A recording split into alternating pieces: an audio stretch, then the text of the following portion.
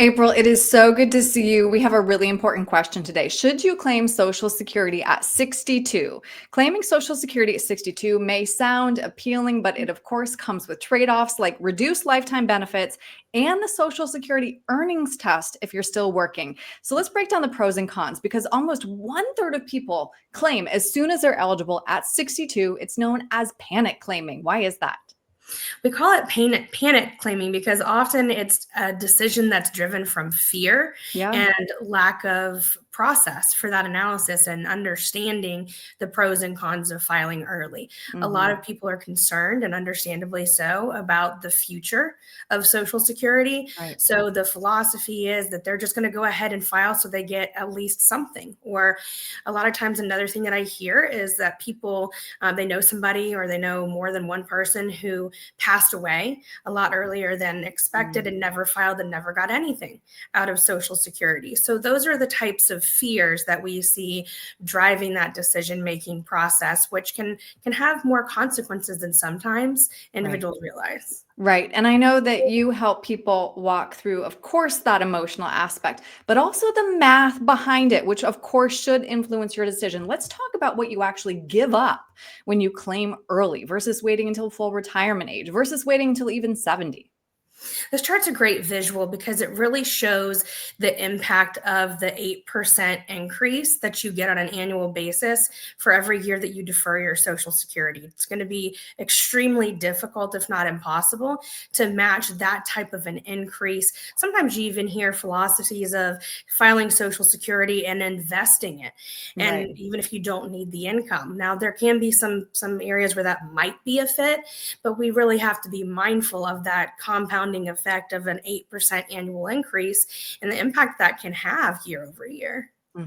Right. Really important. All right. Let's talk through one more aspect that I think a lot of people don't take into account if they claim early, and that is the Social Security earnings test. Can you explain how this affects people who continue working after claiming early? Yes. So full retirement age is going to be based off of the year that you were born. 65, 66, 67, somewhere in that range is where full retirement age is going to fall for most people these days anymore, 66 and 67 for the most part.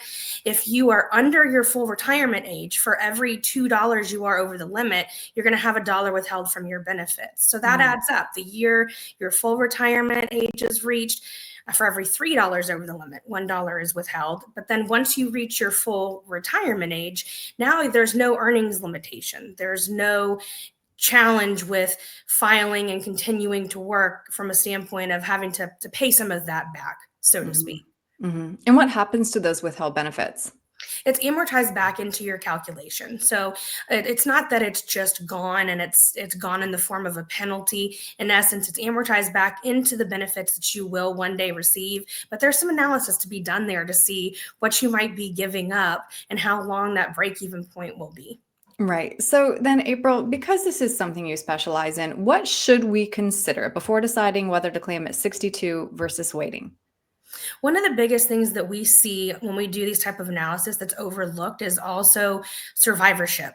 Good point. And people don't often think about the fact that the filing decisions that they make when they're preparing to retire can impact the surviving spouse's survivorship income for the rest of their life. You could be locking in a lower benefit for the survivor. The way that the survivor's benefits are going to work is that the surviving spouse is going to receive the higher of the two benefits, and the lower of the two benefits is going to drop off. So looking at the Social Security, planning as a household, looking at the break-even points for the pros and cons of filing early and how that's going to fit into your overall income plan. And then also looking at the household maximum is what we want to look at. There's a household maximum just for what you can get out of Social Security. And then there's an important aspect of then plugging that into your overall income plan. Just because it's the maximum that you can get from Social Security, if filing in that strategy is going to harm you long-term on the investment side, because maybe you have to draw more than you should from your retirement accounts, and that's a fully taxable distribution, then those factors have to all be considered as well. But that household maximum is a really important factor to account for. Right, absolutely. This warrants a conversation, not simply a calculation that you may see online. And April, as we talk it through, it's clear there are many, many variables that you need to take into account. So if somebody would like to sit down with you to determine their most financially optimal time to claim, what's the best way to reach you? You can reach out to us on our website 24 hours a day, theretirementfamily.com, or give either of our offices a call, and we're happy to help. Perfect. April, thank you so much for your time today. I really appreciate it. Thank you, Erin.